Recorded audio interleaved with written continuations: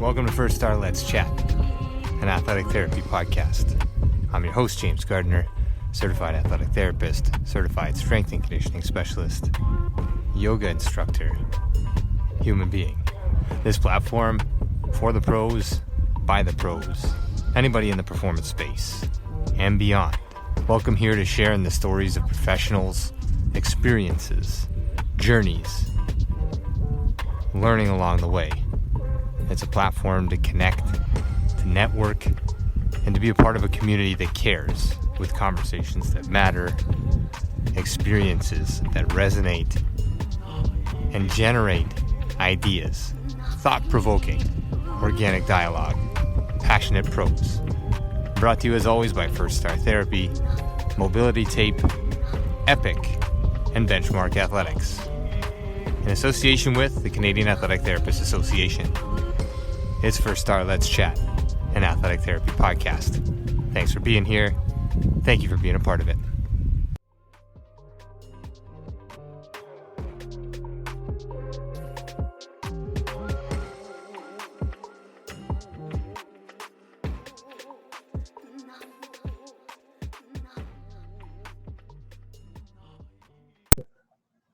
All right, let's do it.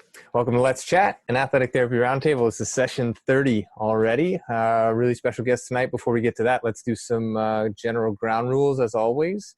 These sessions are being recorded for the purposes of saving the world, one conversation at a time, and being able to go back in time and hold Marcus accountable for all of his tips to hitting home runs and other things that we get into this evening. If you have any questions, any comments, any concerns, please do so politely into the chat box or unmute yourself. And it's becoming robotic now. Unmute yourself and just pop a question over as you see fit. As always, this is open access. This is meant to grow our profession of athletic therapy by integrating athletes and other professionals into the conversation, growing awareness, growing networks, growing connections, and that's where we're at. So a really special guest tonight. Again, session 30 of Let's Chat. Our guest this evening is Marcus Knecht. Marcus grew up in Toronto and played youth baseball with the North York Baseball Association in Toronto. He represented the province of Ontario in the Canadian Championships, and then moving forward in the 23rd round, right? Is that right? I feel like that's right. In the in the 23rd round of the 2008 Major League Baseball draft, the Milwaukee Brewers selected Marcus, but he didn't sign. He opted to enroll at Oklahoma State University Stillwater to play college baseball for the Cowboys baseball team in the Big 12 Conference of the NCAA Division I. He received 12 at-bats in 2009, which prompted him to transfer to Connors State College in 2010. He was then drafted by the Blue Jays in the third round, 113th overall of the 2010 Major League Baseball draft. And he made his professional debut in 2010 as well with the Auburn Doubledays of the Class A short season New York Penn League. He was promoted to the Lansing Lugnuts of Class A Midwest League in 2011, and he was voted the Canadian Baseball Network Player of the Year in 2010 as well. Prior to the 2011 season, Baseball America named Knecht the top power hitter in the Blue Jays organization. He played for the Dunedin Blue Jays in the Class A Advanced Florida State League in 2012, and after remaining with Dunedin in both 2013 and 2014, he was released in 2015. The Minnesota Twins then signed Marcus to a minor league contract, later to be released by that organization in 2016. 2016, he went on to play with the Quebec Capitale of the Can-Am League, and he was released in 2018 and then signed with the Toronto Maple Leafs in the Intercounty Baseball League. So a long and arduous path, but a baseball path nonetheless, and a greater one than I think definitely anybody in the room here. Marcus, I'll let you say hi to everybody, and then we'll jump into some of the conversations as to your journey, your path, and some of your interactions along the way. Great, man. Yeah, hey, nice to see everybody. Nice to see your face, and happy to be here. And I'm looking forward to talking. We'll see how long this goes. Try to keep it at a good pace. Just get rolling. Yeah, no doubt about it, man. And I appreciate you tidying up, making that mustache look nice and tight for the evening affair, and the polo shirt. Not that you're not usually in a polo shirt, but looks nice, looks good on you, and really appreciate your time. As always, Marcus, to have you on is great. To know you in this world, in this environment now, as opposed to where we met before. So just to give everybody a little bit of context, I met Marcus through the Blue Jays when I was working in the Blue Jays organization. He was drafted. Obviously, I was working in the minor leagues. We actually kind of have similar paths. Actually, now that I read your bio again for the umpteenth time, Anyway, so Marcus was Yeah. playing for Lansing, and I was the athletic therapist, athletic trainer for the Lansing Lugnuts during that season when you were called up, which was great. That's where we met. But you have a lot of experience that goes a long way, man. And let's start with sort of like your journey in minor baseball, where the passion came from, and then let's walk through your playing days. And as we go, I'll just pick some points and just sort of interject with some stuff that that might relate to some of our practitioner viewers as we go. So starting out in Toronto, man, North York, Bond Park. Tell us a little bit about when you started, where you started, and how baseball carried you. Yeah, well, yeah, man. Thanks for having me once again. Happy to be here. I'd love to talk about where I've been, where I grew up. I grew up in Bond Park. Basically, every day I'd go to the yard with my dad after school. He'd take me out. Probably 45 minutes before school ended. Most days we'd go hit batting practice on the field. Probably got 2 or 3 guys, 2 or 3 kids on the team, and we'd hit every day. And that's where I spent the first 8 years of my career, age 6 to 14, pretty much with my dad, hitting, trying to hit bombs, basically, trying to hit home runs, trying to swing hard and just focus up. And we always had competitions, see how many home runs I could hit that day, and then we'd count them. So I guess I had a drive. It really helped me bond with my old man as well. I look back and I realized that was some of the best times, is spending that time with my dad and having a shared goal to become just have fun, really. Yeah. Have fun and just I guess advance my career, because that was something that's just stuck out to them as something that I wanted to do ever since the Blue Jays won the World Series 92, 93. My mom always tells a story that I would stay up during the playoffs, during the World Series. I would stay up to watch the whole game. As like a 2 or 3 year old kid, I'd stay up till midnight. I'd know the whole lineup. I'd know the players. I'd have the jersey, I'd have the hat. I was all Blue Jays all the way. So I would say that what propelled me and my love for the game was definitely the Blue Jays making it, and that whole atmosphere, and the amazing time those 2 years. Yeah. Amazing stuff. And so like you were young at that time, so you probably didn't register it now, but looking back, like, do you remember sort of like what when the passion really kicked in for you and you were like, man, I'm going to do this forever? Or was that kind of like always sort of innate to you? Well, it always starts off as fun, right? It always starts off as you want to play ball. But there's one part of my career, my young career, that really gave me the edge, and it was something called the Honda Hit, Run, and Throw competition, mm-hmm.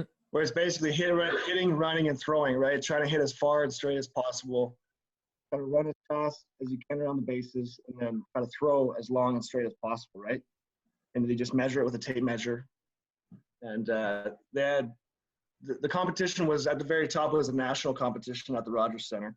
That was the kind of like the prize you want to be. You want to represent Ontario. You want to represent your province, and join together and try to win that. So it started at a local level, then it went regional, provincial, and then national. So you had to win 4 different heats, I guess. Mm-hmm. Yeah. And so I did that for 3 years. I did that competition for 3 years. I lost the first. Well, I lost. I didn't move on the first 2 years, and over those 2 years, my parents and I put together a pretty sweet plan.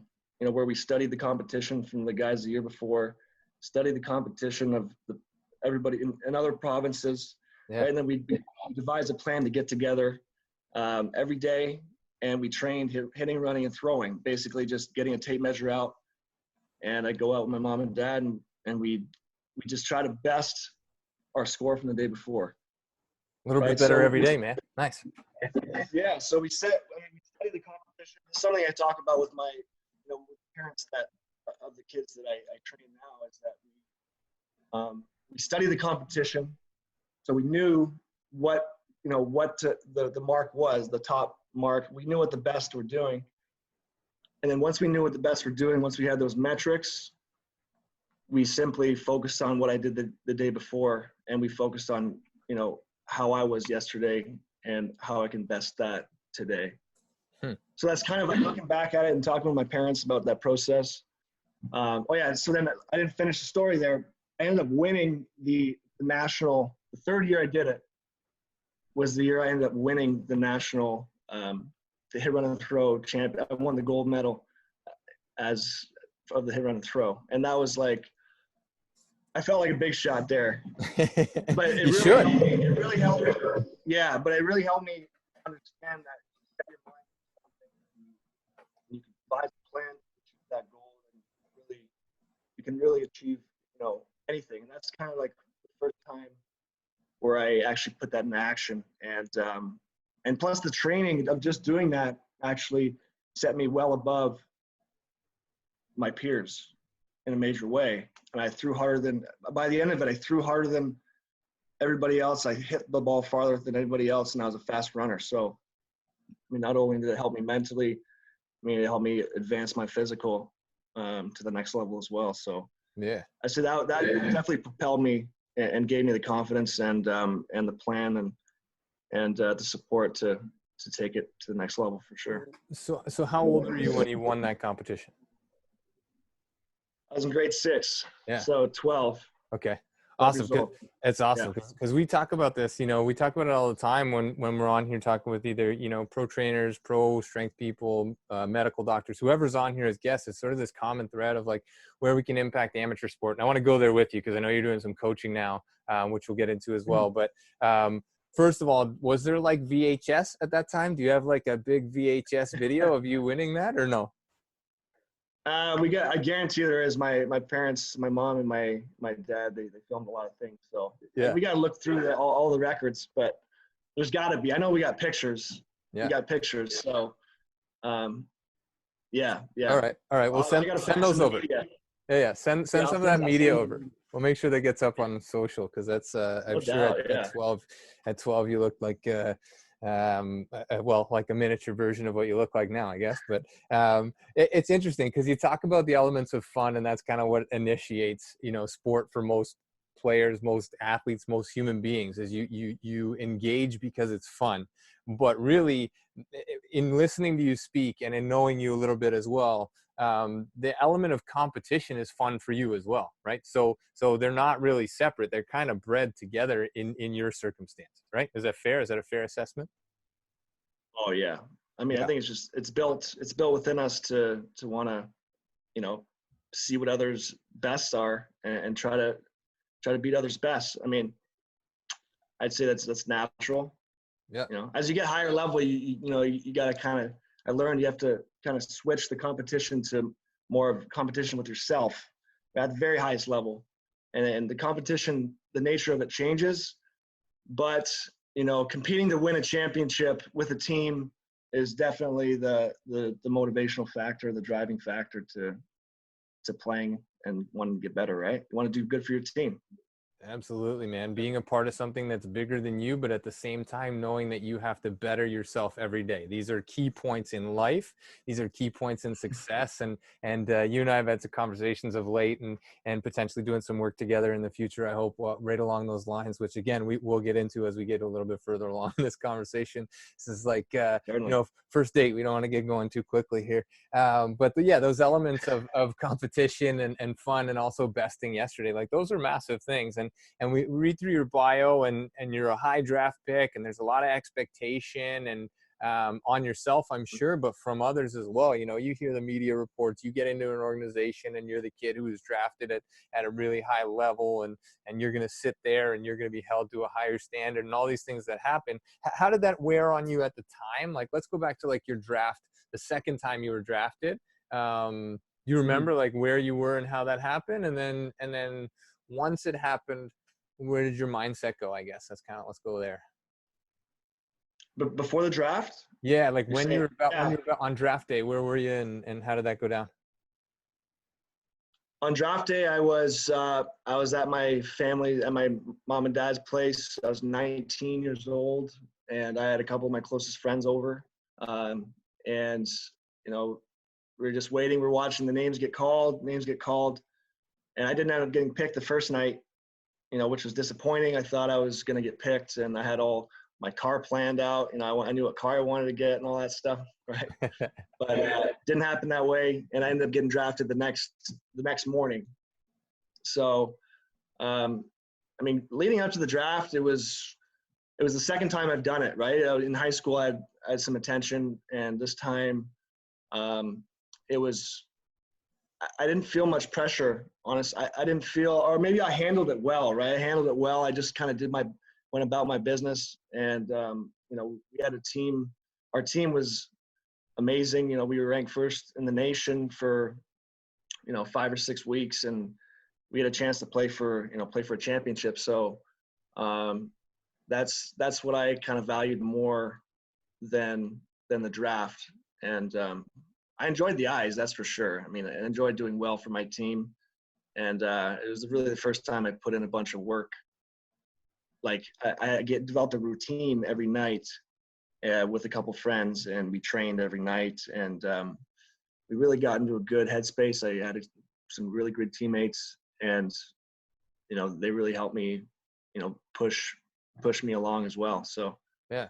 Yeah, very cool. It's amazing to sit sit in a room. I feel like we're in a room together, but we have been in a room together, so I can assume what that's like.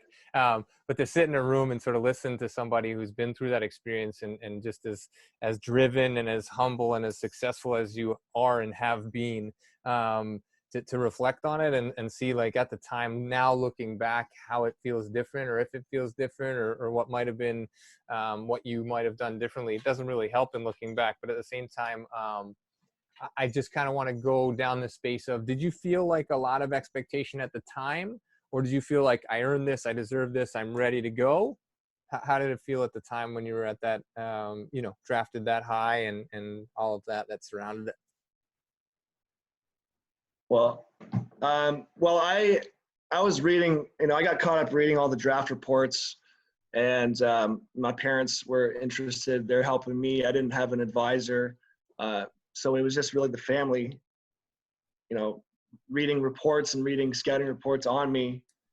And, there were some reports that said I was going to get drafted in even higher, right? So as soon as you see that, you automatically set your expectations to the highest that you see other people have seen you, right? So my expectations were very high going into the draft, and I was kind of actually disappointed that I was drafted where I was, which is, I know it's crazy, but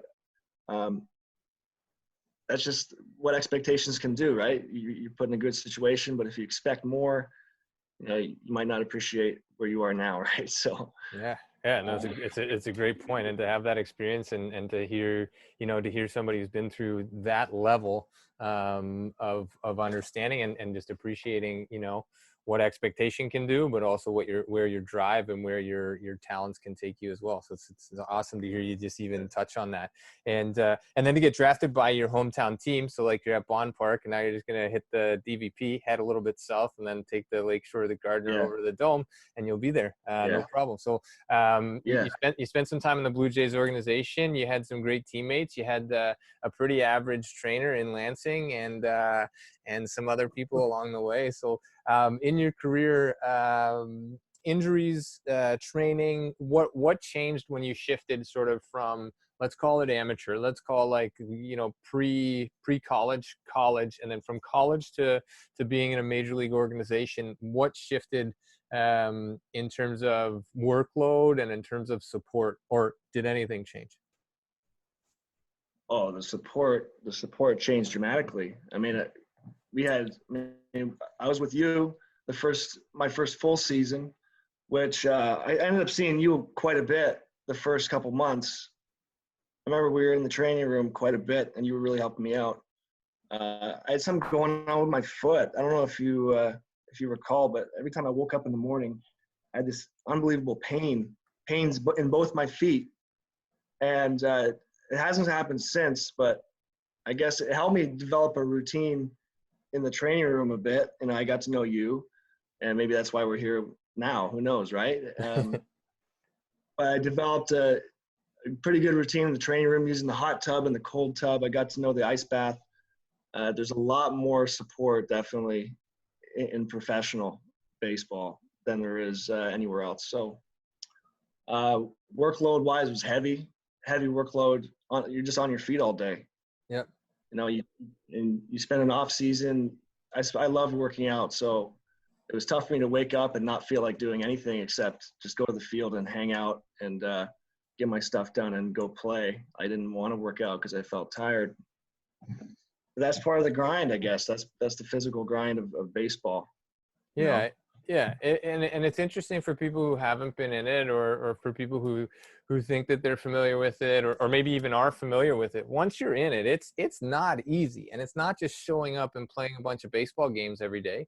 It's all the work that goes in on a daily basis to sort of prepare yourself, prepare the team, prepare everything that needs to be prepared on a day-to-day, with tonight's game at the forefront. But ultimately, down the road is kind of what you're preparing for, right? So you kind of have this dual stage of preparation for not only today, but also how you're setting yourself up for the future, which is kind of this strange dynamic, right? And how you house it on the day-to-day does affect long-term. But if there is no long-term goal, you're kind of pooched as well if you're only just sort of setting up for how I'm going to do today or situationally. So an interesting kind of life. And you talk about being on your feet all day. Yeah. And just had a colleague and friend and a mentor on here last week, who's with the Angels organization in the performance realm. And we were talking about fatigue, and I think one thing in looking back that didn't really get a lot of attention was the level of fatigue on minor league players, because the sleep isn't great. The hotels aren't great. You're on buses. You're not on 5-star hotels, and you're not in jets. You're not changing time zones necessarily, but the food definitely wasn't great. We had John Birdie on here, who from your time in the Blue Jays organization as well, and he was talking about, you were just kind of at that end point where the food started becoming a bit of an issue, or a bit of a focus point for organizations. But the fatigue factor is massive in baseball, right? Because like you're coming in on a day-to-day and it's Groundhog Day every day. I feel like you're so well set up for COVID just because you've been in minor league baseball. You could just hit repeat and you're okay with the same thing every day. But maybe just walk us through sort of what what Auburn was like, and what Lansing was like, and Florida State League. Like, these are, let's say, low level, but they're low level professional states, and not to minimize what you've done and where you got to. So more context on Marcus is over his 8 years in professional sports in all areas. I think the best stat that I got, stat line that I got, showed 72 professional home runs, 439 RBIs, 71 stolen bases, and the better part of nearly 800 hits in a professional career. So nobody can say that, definitely on this call. There's not a lot of people that can say they've achieved all the things that you've achieved. But those minor league levels, they're tough to prepare in, right? Like there's sometimes there's nobody there. Lansing was pretty good, nice stadium, but Florida State League, it's hot as can be, and there's not really anybody there. So maybe just walk us through life in the minor leagues, however you want to sort of summarize that, and then we'll get into some other things. Yeah, okay. Well, my first year in the minor leagues was amazing, in terms of just the crowds. And I came from a small junior college in Oklahoma with 1,200 people in the whole town, right? So when I came to Auburn, we didn't have that many fans, but it was just amazing to be playing in front of a crowd that pays to watch you play, and they know your name. You go to the grocery store, and you have somebody getting you some lunch and wanting to talk baseball with you, and knowing your name and knowing your stats and all that stuff. That I found that awesome. Yeah, I liked mingling with the fans and meeting them outside the field. Lansing was, amazing place. I had a great year there. Yeah. Yeah, I had a great year. That was probably my best year statistically. I started the year hot. I showed my best talent, right off the bat. I had a rough patch halfway through the year, where in terms of like mentally, I started struggling at the plate. I developed, something new in my swing, and I tried to fix it with more swings and more effort and more effort and more effort, not really understanding what was going on, right? I've always just, wanted to stack more on top of more when it came to trying to fix something, right? More swings. In baseball, it's more of a skill that doesn't always require more swings or more effort. So I finished that second year pretty down in the dumps, man, honestly. And considering I started so well, and as a young player, didn't really know what it meant to develop a successful routine. Didn't know what to do when I failed, when I hit a roadblock. And the next year I went to Dunedin, and I spent the next 3 years there. I was still like, I consider my time in the minor leagues, I thought it was hard, man. It was really difficult. I feel like baseball is supposed to be, a physical grind. I knew that, right? It's supposed to be the physical grind, and I was okay with that. I was, I love putting in the work and spending time with other like-minded baseball players. But the mental grind for me was, I didn't know how to get out of slumps. I didn't know, nothing really resonated with me and helped me get out. Instead, I just kept, falling into the same traps over and over and over. Mm-hmm. And it was difficult, man. I spent the next 3 years in Florida, which is like scorching heat, no fans. And it wasn't that enjoyable. It wasn't that enjoyable for me on the field. Some days, obviously, it was. Some days are amazing. Everything goes right, and you love the game, and the game loves you back, and you feel like it's all good. Yeah. And then all of a sudden you start thinking you're too good, right? You start like you're standing on second base or something, and you think, I figured it out. And then that's the moment where 3 games later you have no idea where you're at again. You're the bottom fell from under you. Yeah. That's what happens to a lot of hitters, man. And that's what I went through time and time again. And for me, I didn't really realize it until about 2 years ago of what it actually took to get into that state of mind. I realized that it's a mental game. Like the mental controls the physical, and if your mind's not right, your movements aren't going to be right. They're going to be jagged and rigid and jumpy, and you're going to interfere with your natural movement.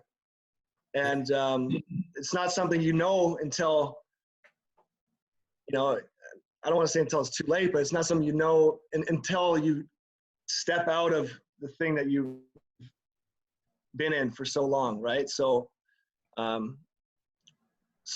that's now why I teach hitters. That's now I go through my story.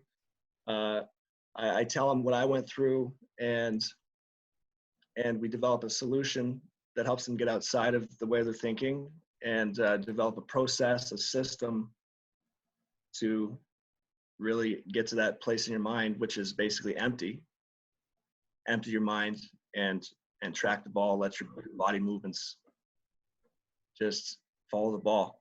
Yeah. It can be that simple, man. It can be that simple if you let it.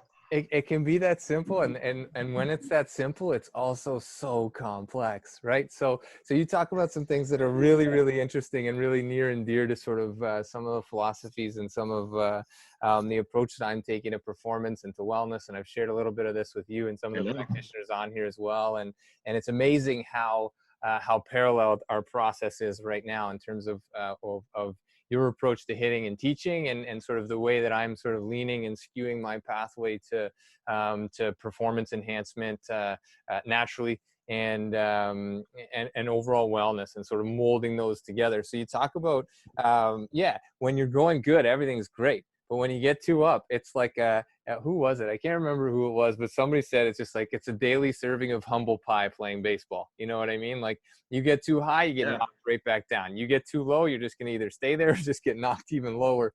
And you knew Sal Fasano, who's a great long time catcher in the big leagues, backup guy and manager in the minor leagues, and assistant coach, bench coach with Atlanta last time I checked. And I had him he was a manager when I was in Lansing, and he always just said, no matter how good or how bad it was going, he would just walk into the clubhouse and just say, stay humble. That's it. And then just walk right through the clubhouse. And like this big giant beast of a man would just walk through and just say, stay humble. And that was it. Just like two grumbly words. But you're exactly right, man, because the mental controls the physical, but the physical can also drive the mental. Because if it's going really, really well physically, your mindset is now like, I got this all figured out. And then something changes. Like it's sort of this sort of like wooey space. And you talk about being empty.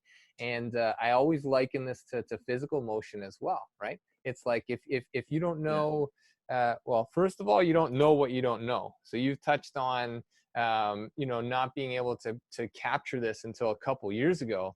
But when you're fully immersed in it and you're being told on a daily basis, oh, it's physical, it's physical, it's physical, it's physical. Let's change this. Let's change this. Oh, you're dipping. Oh, your back foot's not coming off the ground. And it's external cues.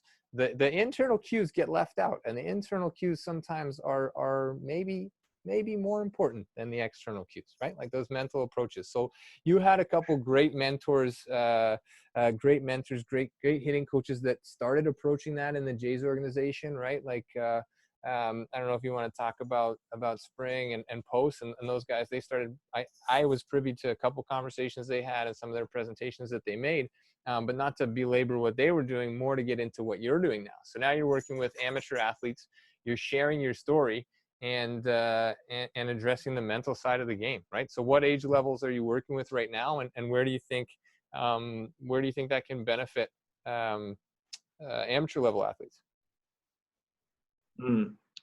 Yeah, well, I heard from somebody who's been in amateur baseball for 30, 40 years. He said baseball starts from the bottom up, and I took that to heart. Right. It starts from the bottom up. It's the same with a professional organization. A good farm system breeds a good major league system. And so I approach that the same way as amateur baseball. So I like to work with, I worked with an eight and under team this morning, rookie ball, 8U. And we had fun, played some games, and I do like mostly vision. No, there's no mental stuff. It's more like stealth mental, right? Where you get them focused on the target coming at you, and you get them tracking the target, and all of a sudden they're hitting, right? And then you play a game, and all of a sudden they're having fun, and then they don't even know it, and they're getting better, right? So it's more like stealth type of training, and that even works all the way up to professional, man. You do stealth mental training, where you just get them focused, do different challenges, give them different cues, but that ultimately get them focused on the highest priority, which is tracking the ball with 100% clarity. And when they do that, their body responds, all the way. Baseball is a kid's game, so what works with an 8-year-old would work with a 38-year-old.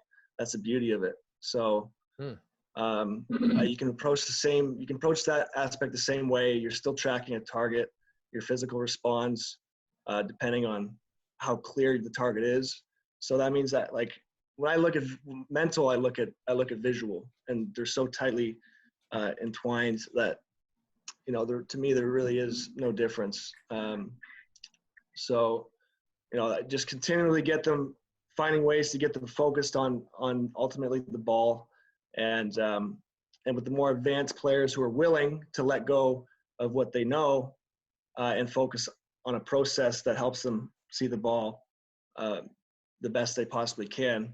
We got a couple guys on that program, a couple college athletes, and they do really well. They stay calm in situations, all situations, and they're doing really well right now. So like I said, it's the same, man. It's the same with an 8-year-old. I do the same things with an 8-year-old as I do with a 25-year-old, 28-year-old. I just try to make it sound a little cooler to the older guys, but it's a pretty beautiful thing how it works the same way. Yeah, you kind of got it. That's an amazing analogy, and I think that goes the same for all of us. As practitioners in the field, we sometimes get so caught up in what's trendy, or like what's the latest. I don't know. I don't want to make a mockery of it, but like, what's the latest evaluative technique for the shoulder? or what's the greatest screening model to know if an athlete's going to get hurt or not. And we neglect the foundational components that are relevant to us on a daily basis, no matter who we're talking to. And we sometimes just get so it's like pimping your ride. You know what I mean? Yeah, you kind of gotta pimp your ride a little bit as you get older. You gotta make it look a little flashier, make it sound a little flashier. But it's awesome to hear you say, like, you know, you're doing stuff with 8-year-olds on the sly, and like I love that stealth. That's awesome, because I was working with I was doing the same thing. I got lucky enough to coach some kids and work with them a couple times a week, and they're like, oh man, like, sorry, but we have it built in. You have to do 30 minutes of warm up. And I was like, 30 minutes of warm up? This whole thing should be like, why are we calling it warm up still? Let's call it like movement preparation. And so on my end, it's like, it's completely evaluative. Like, I'm evaluating, you know, capacity to understand, capacity to move, capacity to understand verbal cues, or do you need a visual cue? Obviously no tactile cues right now, because we can't be within that space. But, you know, and then we can understand, can you stand on one leg? Can you stand on two legs? Do you understand when I say right and left? Do you understand when I say rotate? What does that mean to you? Because if rotate, when I say rotate, you do this, or you just rotate. Yeah, so that's really amazing that A, those 8-year-olds have access to you, and then B, you're able to share all of this wisdom and knowledge and express the components of the mental side for athletes that are so often, that area is so often overlooked, and we're so physicalized in sport. Right? Like and this is exactly it. You've talked about it in performance on the field. I'm addressing performance and wellness off the field with athletes and practitioners alike, to say, hey, like, let's slow down. And this all doesn't have to happen with physical stuff, because when we cue in the mental side and we can access a little bit more of you, Marcus Knecht, then you're going to be better when you leave the room. And when you go out on the field, you're going to be able to perform better because you have more access to what you actually have the capacity to do. So it's amazing. We're on so many parallel levels right now that I can't wait to kind of keep talking about this stuff as we go. So it's great. Yes, sir. I'm excited. It's fantastic. So your career was long. I mean, you played baseball since you were 6 years old, and now if I do the math, you're not 6 years old anymore. So it was a long time. There's a lot of home runs. There's a lot of hits and running and throwing and all these things. Injuries along the way. You talked about your feet.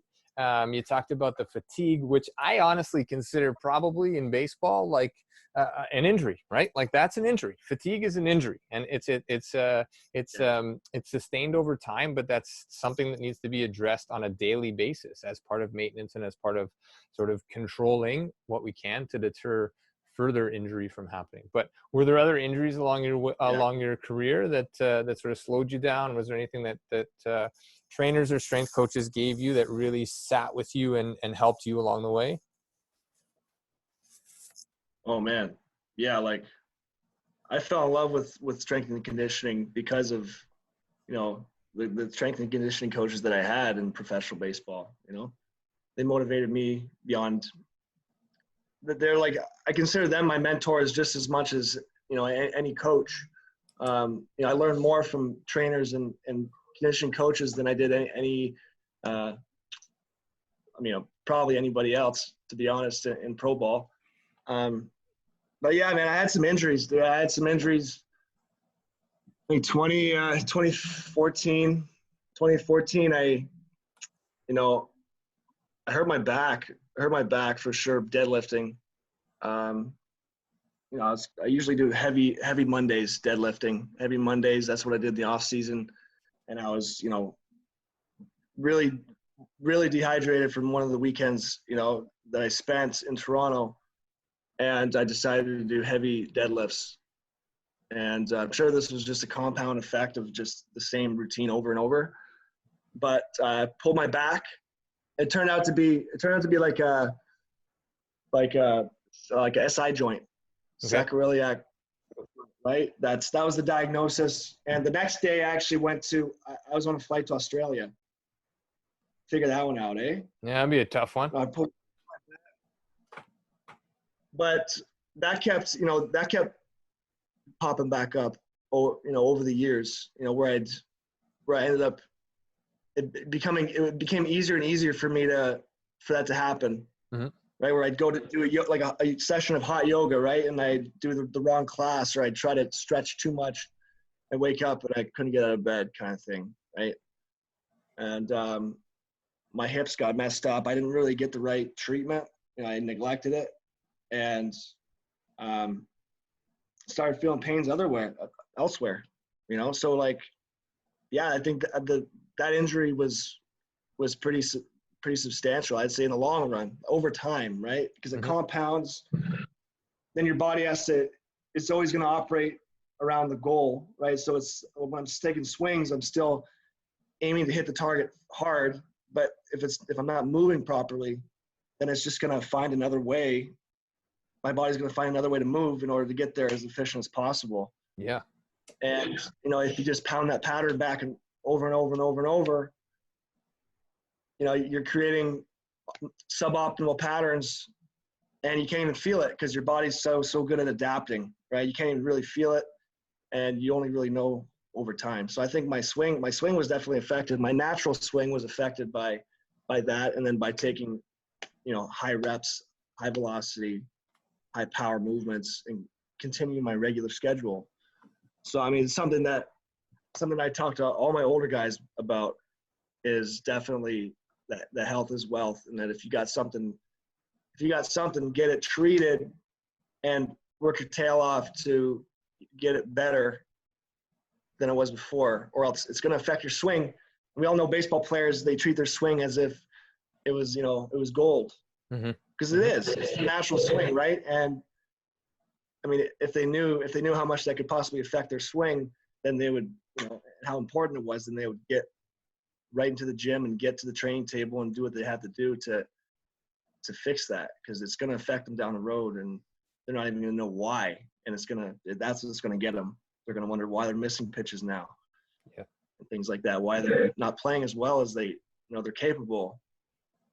Things like that. So, yeah, for me, I had a couple injuries, and I didn't take care of them as well as I'd like. But that's my story, man. Yeah. So that's the story that I tell my guys, and I consider it.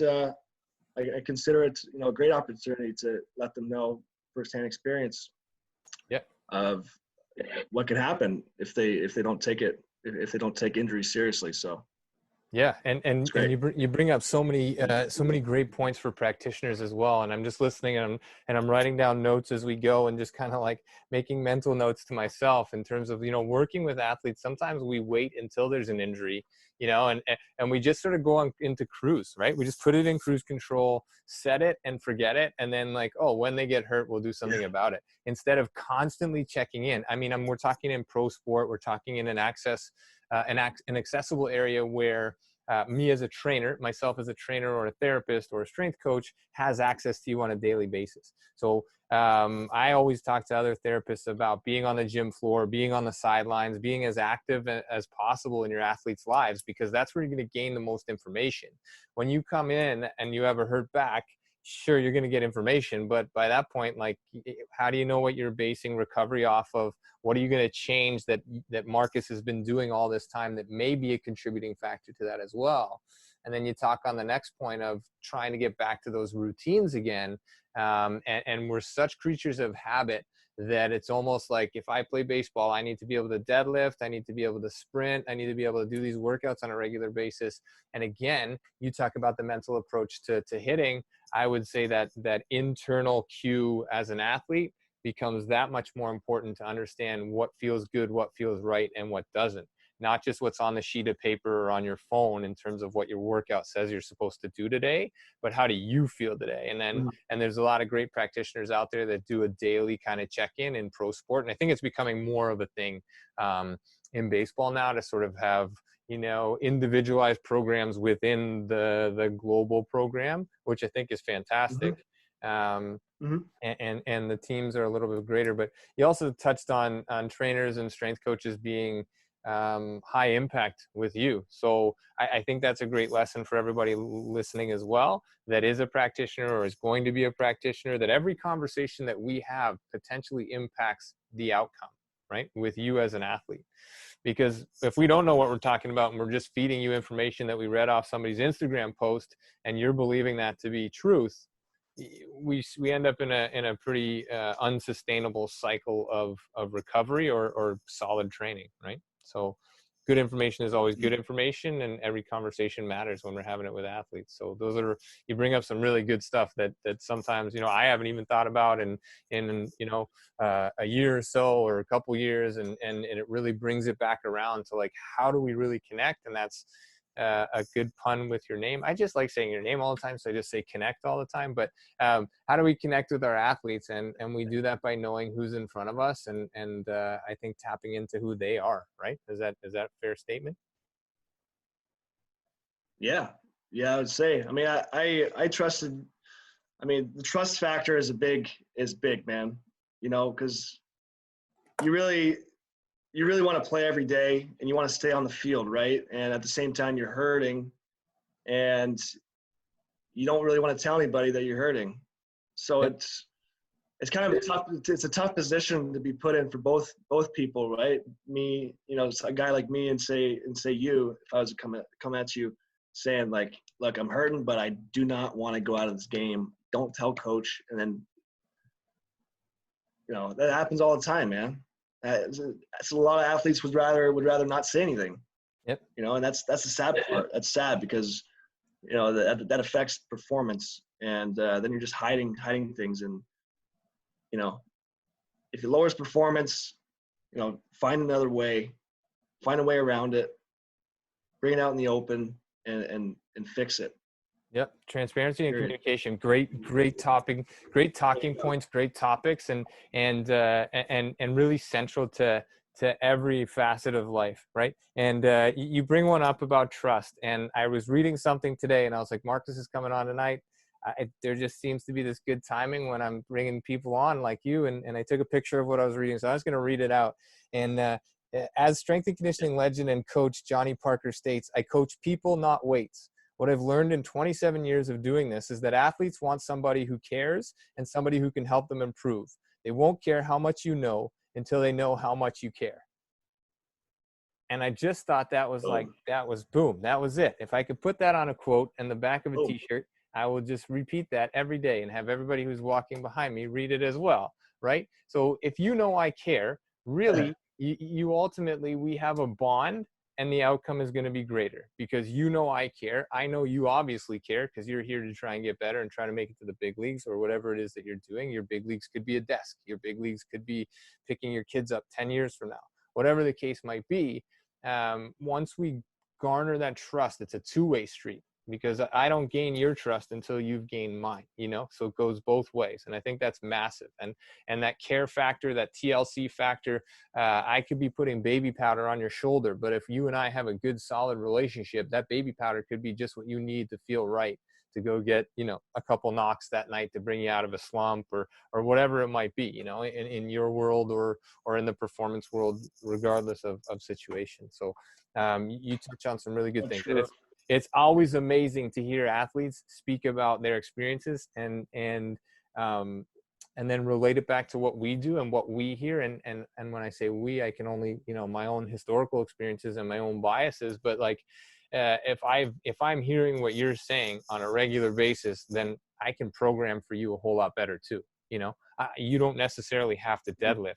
You might be the person who needs to stagger your stance when you deadlift and use a kettlebell, or we might need to vary things just based on how you're feeling today, how you're feeling yesterday. But again, it comes back to communicating and all of these things that are crucial to our profession as athletic therapists, athletic trainers, and your profession as an athlete and a human being, when it comes to performance. So you're coaching now, you're back in the Toronto area. You and I have had the opportunity to play catch, to sit on top of a hill and have some conversations about aligning some things.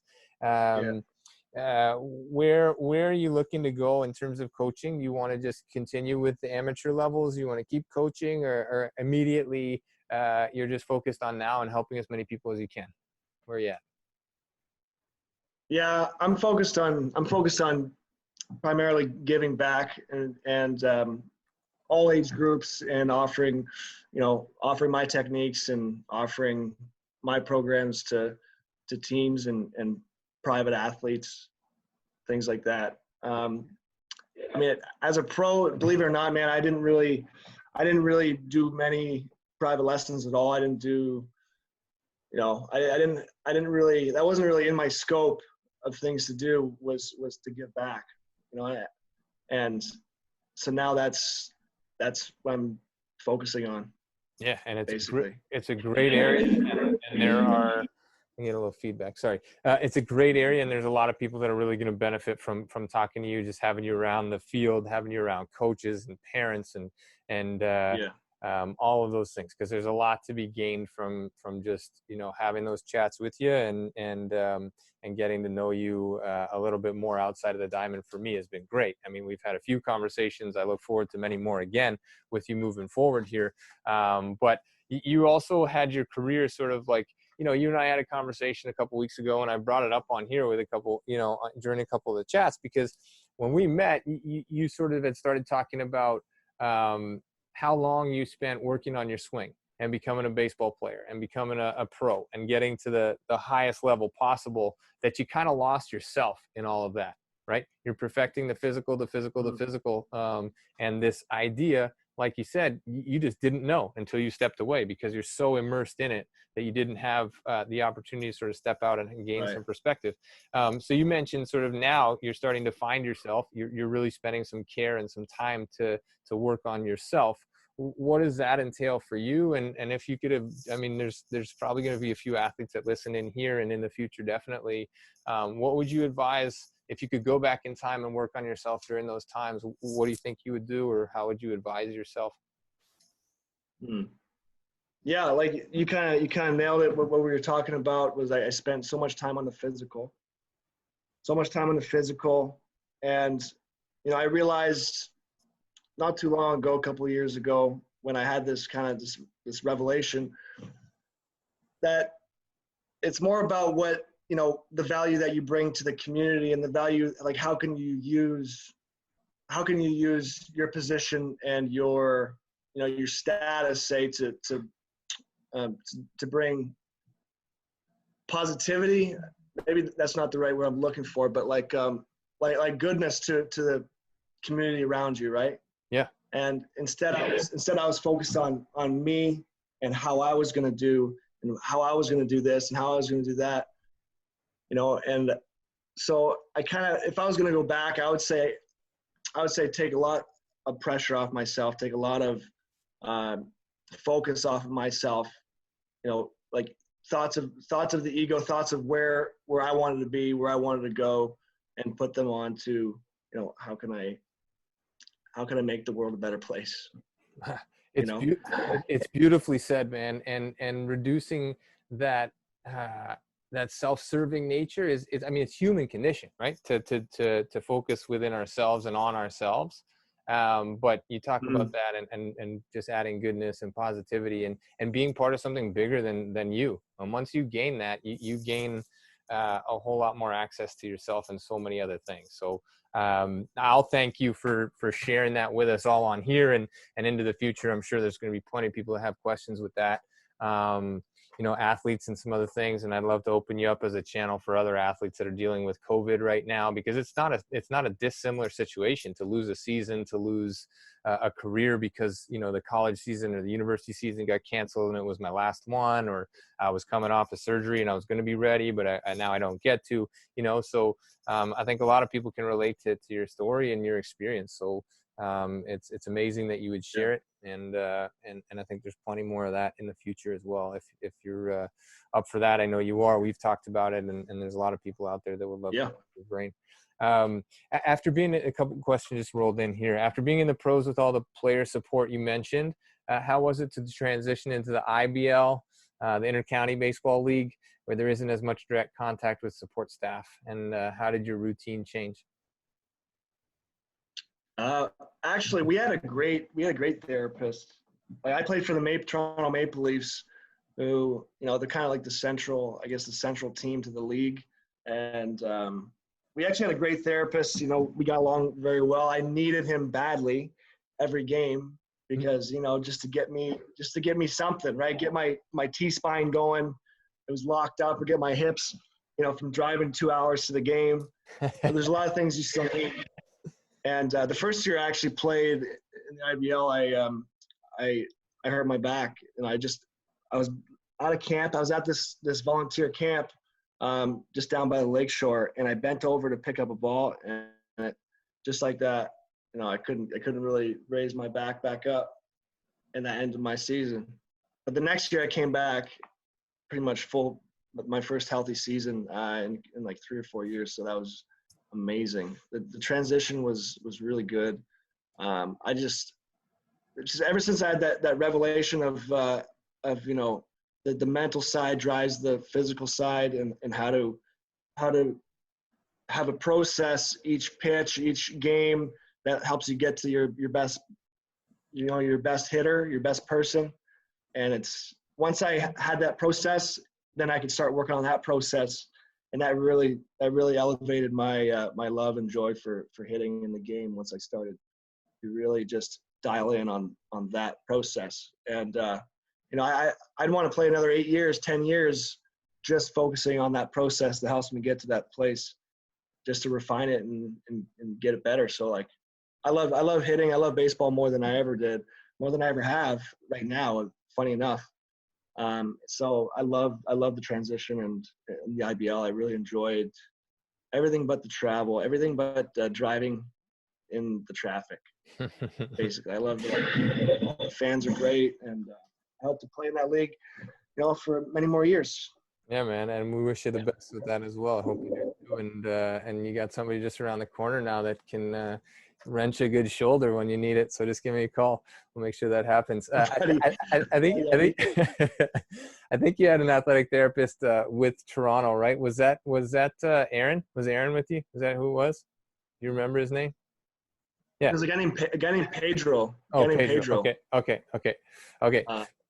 You know Pedro? No, I don't know. Maybe I don't remember, but we can figure that out. I'll go back through the records and see if I know who it is.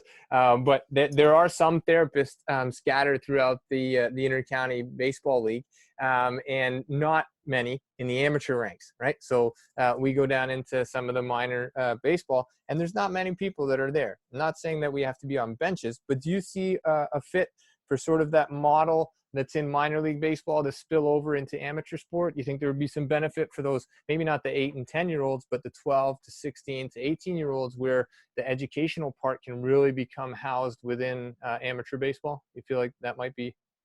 Oh man, yeah. I mean, if they think about it, if they have somebody that they trust, that they have access to, right, then they wouldn't have to spend all the time doing the research themselves. That's the beauty of having somebody you trust with information, right? Is that you can go to them, to learn, and it can really accelerate development. I think it's a really good idea, considering how serious parents take it as well, in terms of take performance, right? And how much putting the kid on a scheduled throwing program, and whether he's throwing too much or, it's good to have a pro. It would be good to have a pro to monitor that for sure. Yeah, I see that. That's awesome, and to have your feedback, it kind of bolsters our role as athletic therapists, or our scope of practice, and where we feel like we can take this. In the amateur level, sometimes it's overlooked, but at the same time, schedules are not getting any. I mean, in a year that isn't COVID driven, schedules aren't getting any slimmer. Things are getting packed, and organizations are offering more and more showcases and more tournaments and more throwing. And come throw with us, because you'll start on December 26th or January 2nd. You can start throwing if you come to our organization. And there's a lot of misnomers and misinformed information out there in terms of what's good for kids and what's not. And you've hit it on the head. 8 years old, if you're going to do something, do it stealth. It can't be hammered in to like sit here and start really focusing on the mental approach when you're 8 years old. But you do it through other drill work. You make it fun. You inform parents. You inform coaches. And I think that really houses something nice. So for all the therapists out there looking to make headway, I think, again, it's been a common thread with all of our guests on here, that there's plenty of, there may not be jobs, but there's plenty of work out there for athletic therapists if you're willing to take the initiative, work in a sport you're comfortable with or want to be in, and apply yourself on that field side. even as an advisor, a consultant, or directly on the bench, the dugout, this pool deck, the sideline, the whatever, in the arena, wherever the things are. So great opportunities out there, and to have somebody who's played for as long as you have, and now to be coaching, with the amateur level support, sort of that idea, or that ideology goes a long way. So that's great, man. Again, Marcus Knecht is our guest tonight on Let's Chat session 30 already, an athletic therapy roundtable. Yeah, so Greg just wrote in, thanks, Marcus, for sharing. It's important for therapists and conditioning coaches to hear the impact they can have on athletes as mentors and performance improvement. So that goes a long way too. Greg is a colleague and a mentor as well, and a friend, and those are massive things to hear. It supports everything that we do, so that it also enhances, our drive and our access. So it is really, really important that we hear it from you as well, because we sometimes don't ask, and it's two ways, right? So yeah, that's fantastic that you share all that with us. If anybody else has anything for Marcus, please feel free to chime in, throw something into the chat box, anything. I know there's a couple collegiate university level therapists on here, and they're dealing with COVID and a semi return to sport, or at least the loss of seasons and stuff, and what that's going to look like. So if there's anything, please feel free. Otherwise, we'll just keep going here. I lost I didn't lose it, but I kind of missed a couple sessions. I've been asking everybody if they watched Tiger King, and I know it's old now and outplayed, but I'm just going to ask you if you watched Tiger King during COVID. Did you watch it or no? No, buddy. Not even close. All right, perfect. Not even close. I thought about it, but I couldn't do it. I couldn't do it, man. Couldn't do it. So many other things you Too could much, be doing. dude. Yeah. Okay. Well, that's a fair answer. I think that's it's open and honest, and I respect that. I'm not saying it's good or bad, but I'm just saying I respect your opinion on that one. Anything you picked up during these times, other than like some more of a heavier mental game in terms of approach and stuff like that? You picked up anything new during these COVID times in terms of I don't know, hobbies or coffee drinking or anything? Coffee drinking. I always like coffee. Yeah. Started drinking a little extra French press coffee. Yeah. Okay. Yeah. Well done. You just keep improving. 3 months of COVID. That's what I did. Yeah. Yeah. Perfect. Well, I know that you sort of started entering that amateur space as well, a little bit heavier of late, and we have some common colleagues that are really right alongside you, supporting you with this, and I'd love to be right alongside you too, supporting you in this role, because I think it's a great role for you. You share your passion of the game just by playing a game of catch, and you share your knowledge and your all of your experience, and that goes so far for so many people. So everybody's lucky to have you. I'll thank you on their behalf, and I also want to thank you for not just for being here tonight, but for impacting my life, both in Lansing and beyond, and as we move into the future, man. So really appreciate you, really I do, and for being on tonight. It's been a great talk, and it's been over an hour, so I'll let you go. I told you I'd keep it around an hour, and just thank you for your time, man. It's been great. What a great chat. And if anybody's willing, if anybody wants to reach out, are you okay if I pass along your contact information? Of course, man. Of course. Yeah, of course. Absolutely. Yeah. All right. Appreciate you as well. I appreciate everybody who listened and collaborated, and I appreciate it, man. So I hope you guys have a great night. yeah. The awkward ending. Yeah, man. Let's do it. Let's go for a French press coffee here in the next couple days, and we'll get caught up on this one. I'm sure lots of people will be reaching out to me to connect to you as well. So Marcus Knecht has been our guest tonight. Let's Chat session 30. Really appreciate your time, man. And for everybody who made it out here this evening, thank you so much for your time. Everybody's picking this up on the YouTube channel. Keep telling your friends, keep growing the profession, keep networking, keep growing, keep learning. All right. Wish y'all a good night. Thank you so much.